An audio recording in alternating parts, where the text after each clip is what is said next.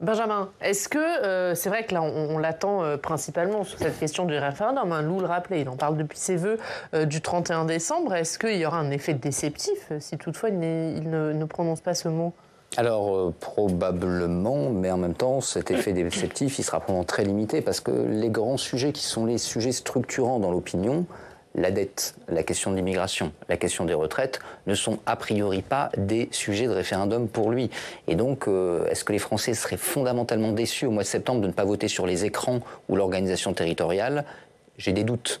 Juste les sujets que vous citez, l'immigration, la dette, c'est pas des sujets de référendum pour lui politiquement parce que c'est risqué, ou le constitutionnaliste que vous êtes dit ça peut pas être des sujets de référendum, la Constitution l'en empêche. Alors, l'immigration, c'est pas un thème, c'est pas un domaine de la loi, c'est un thème. Et donc il y a des éléments sur l'immigration économique qu'on pourrait éventuellement faire passer par référendum. Et ce serait très limité. Sur l'immigration économique, la ME, si on pourrait. En revanche, sur les questions relatives aux finances publiques, là c'est très borné également. Même une loi de programmation telle que l'envisage François Bayrou, ça ne serait pas non plus tout à fait vraiment possible. La question de la fin de vie, on a des doutes. C'est-à-dire qu'il y a certains éléments qui pourraient être sujets à interprétation, sachant que Laurent Fabius avait une ligne très dure et que Richard Ferrand, lors de ses auditions, semble avoir une ligne un peu plus souple. Après, ce ne sera pas forcément un vrai référendum. Ce qui tourne visiblement, c'est que ce ne serait pas tant un référendum article 11, mais plutôt une consultation. Dans ce cadre-là, on est dans un cadre complètement ad hoc, pas prévu par la Constitution, avec un questionnaire à choix multiples.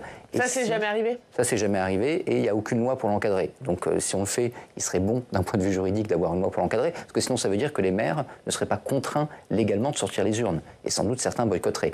Mais si on organise ça, l'avantage, c'est qu'on peut tout poser. On peut poser la question de l'immigration, des finances publiques, de la cueillette des fraises, de la 6ème République. Ouais. Là, il n'y a plus d'article 11 qui tient. Il n'y a plus d'article 11 parce que c'est hors Constitution. Le désavantage, en revanche, c'est que ça ne peut être que consultatif.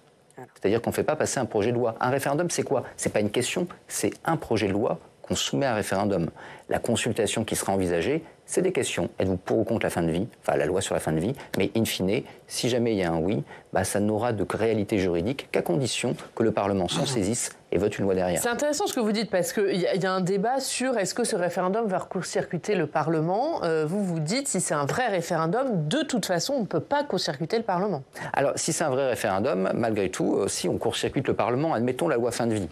La loi qui actuellement est en débat au Parlement, si Emmanuel Macron dit elle vient de sortir de l'Assemblée nationale, je la reprends, je la soumets à référendum, il n'y a plus d'examen ici, il n'y a plus d'examen au Sénat. Et à ce moment-là, si le oui l'emporte, la loi telle qu'elle a été soumise à référendum, mais ça pourrait également être une autre mouture, se retrouverait à ce moment-là promulguée. Donc c'est une loi, mais qui n'est pas obligée d'être votée par les deux chambres. Exactement. Elle doit être votée par une des deux. Même pas. Vous avez juste la nécessité d'avoir un projet de loi.